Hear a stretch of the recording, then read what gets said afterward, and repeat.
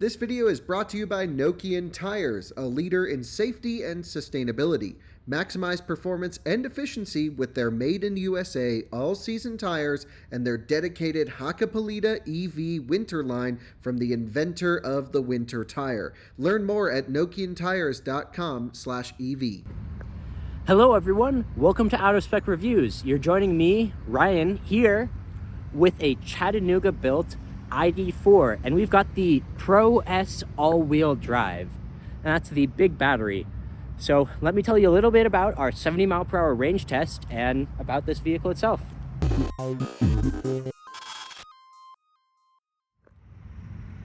This is a Volkswagen ID.4. This one was built in Chattanooga, Tennessee, so built in the US, and it has the SK battery, which actually means it has better charging performance when compared to the LG battery. Regardless, this has the big battery, which is 82 kilowatt hours and about 77 kilowatt hours usable.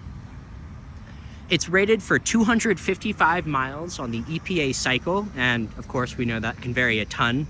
That's why we're doing these tests. And this one is running on the bigger 20-inch wheels with Pirelli Scorpion Zero all-season electric tires. The first thing I did this morning was double check to make sure all the tire pressures were set to manufacturer recommendations, and we're all good to go there. Right now, we're in Wellington, Colorado, just charging up the ID.4 up to 100%. So we're gonna get a full charge all the way to 100% and get the battery nice and warm. And of course, this is the same procedure that we do for every 70 mile per hour range test. Once we charge up to 100%, we'll get in the car. We'll be in the most efficient driving setting, as well as the most efficient climate setting possible, between 68 and 72 degrees on the auto setting. Next, we're just gonna hop onto I-25 North right behind us and merge onto the highway. We're going to go 70 miles per hour until we reach I-80 and then go east into Nebraska. We're gonna continue at 70 miles an hour until we reach around 60% state of charge, and then we'll turn back around and head back. Same route on the way back, coming right back to where we're starting, and it's important that we do that to make sure we counteract any sorts of effects of elevation as well as wind. I should mention today, the weather's pretty calm right here. There might be 5 to 10 mile per hour winds in Nebraska. I'll keep you guys posted on that. Another thing I want to mention is we always try to avoid drafting other vehicles while we're doing that 70 mile per hour range test, and that's to avoid any sort of efficiency gains that you might get from drafting a truck or something like that. Now we're going to return back right around here, and we're going to try to stay on the highway for as long as we can. Hopefully we'll get back here with plenty of batteries. We can just make loops here on I-25 until we're at a much lower percentage state of charge. And once we're at a sufficiently low state of charge, we can jump off the highway and go onto these frontage roads right next to this charger and run the battery all the way out to zero. And that'll be our plan, and hopefully we'll be able to get back here with enough charge to plug in. Just ticked over to 100%, so we can unplug and then move on to the highway. I'm merging onto I-25, and I'm doing some pretty gentle acceleration. The goal is to hit 70 right at the end of this lane, and we're going to try to do that to avoid losses from acceleration. So accelerating harder will mean that we use more energy. So we can lock it in at 70 miles an hour. We can set it. There it goes.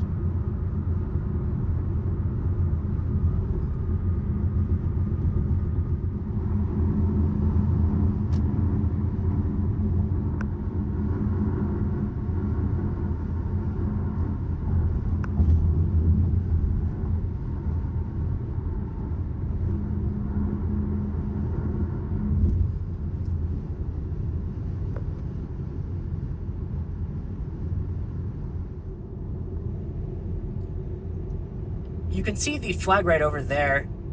There's a little bit of wind, about 5 to 10 miles an hour, and right now it's roughly a tailwind, meaning it'll be a headwind on the way back. These are our stats so far. There it goes.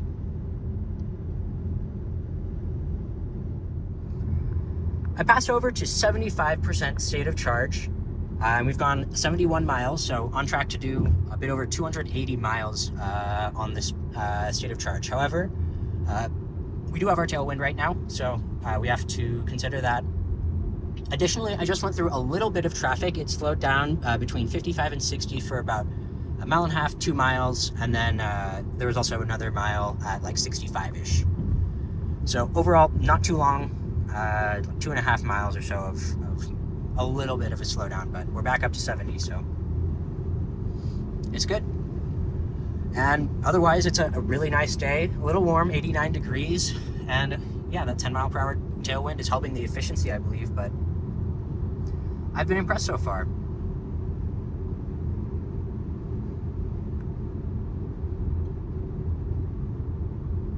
And welcome to Nebraska.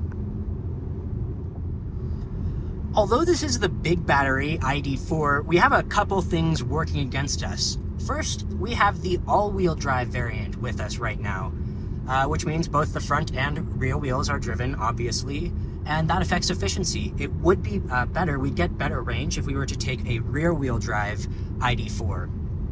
Additionally, in this Pro S model, we've got bigger 20-inch wheels and tires, and that actually is a little bit less efficient when compared to the smaller wheels. So this is not the most range that you could get in an ID.4. However, it's a pretty good number with the big battery, all-wheel drive, and big wheels. And I'd imagine that this is a pretty popular spec. We're in another construction zone, but still able to maintain 70 here. I wanted to comment a little bit on the comfort. And of course, we've got the bigger wheels and tires, which will compromise ride quality just a little bit. Regardless, I still think this car's been really, really comfortable, and it's been quite quiet. It's a really solid vehicle to be in, and I've been really pleased with it. It seems like it's a nice place to spend some time. The sound system's good, and just overall, it feels like a really solid vehicle. I think I get it.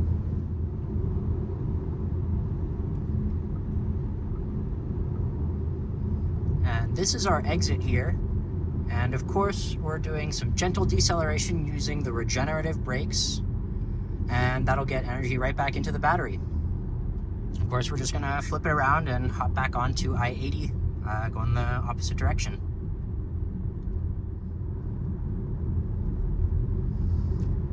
Merging back, we'll get up to 70 and lock it in. There we go.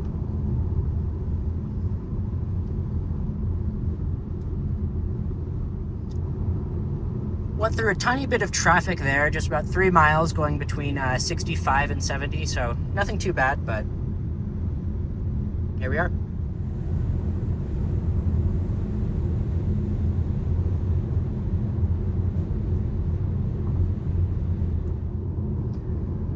Crossed over to 50% state of charge here, and we've gone 132 miles.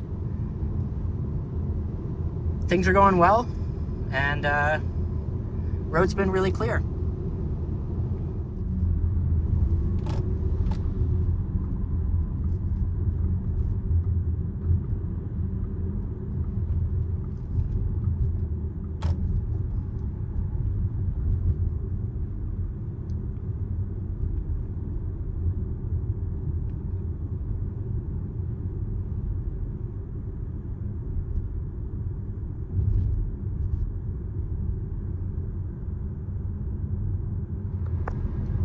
Crossed over to 25% state of charge, and we're on track to do about 240 miles, it looks like.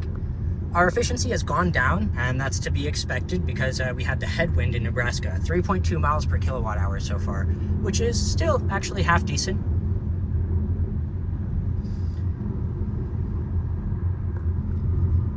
When we cross over to 20% state of charge, it turns to like a yellow-orange, and you have the little yellow-orange battery icon down below your state of charge. You also get a notification that you should search for nearby chargers. We're now passing our exit for Wellington. We still have 19% state of charge. So we have plenty, so we're gonna go down to the next exit, turn around, and keep on looping on I-25. However, now that we've done a complete loop, that we have a net elevation gain loss of 0, All the wind should be canceled out as much as possible. And we're seeing 3.4 miles per kilowatt hour, which is actually pretty solid, I think.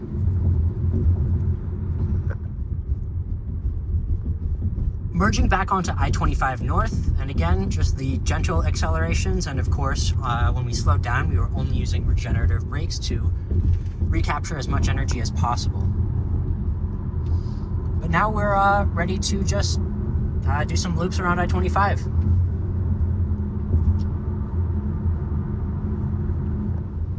At 10% state of charge, the battery turns to red.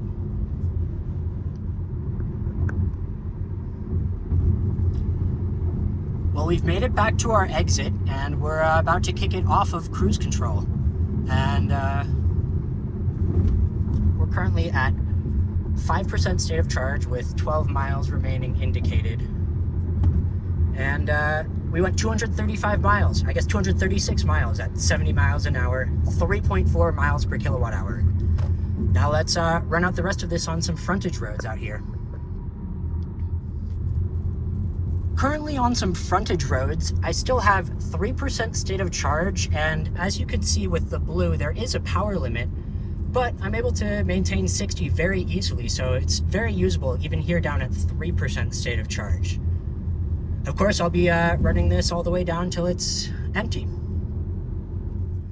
Currently in the parking lot, there's the chargers. It says 0 miles of range, and I'm just doing loops around here.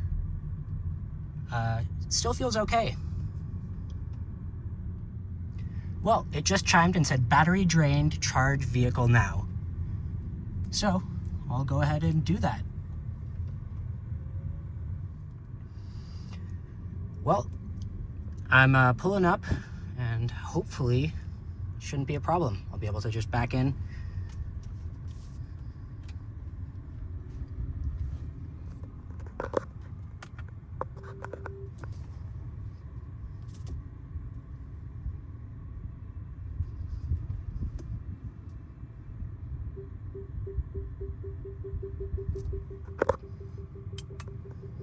And that's a wrap. 248 miles and 3.4 miles per kilowatt hour. Look at that. Charge vehicle now. I'll go ahead and plug in. Well, folks, that's a wrap. 248 miles is a pretty solid result, and I think the 3.4 miles per kilowatt hour is actually really solid efficiency. Important to remember that this is the all-wheel drive Pro S, so it has the bigger wheels and, of course, all-wheel drive. You could expect even better efficiency and more range if you had the rear-wheel drive with the small wheels. Now, to give you some context on that 248-mile number, we've also tested the Tesla Model Y long range in our 70-mile-per-hour range test. We got 286 miles there.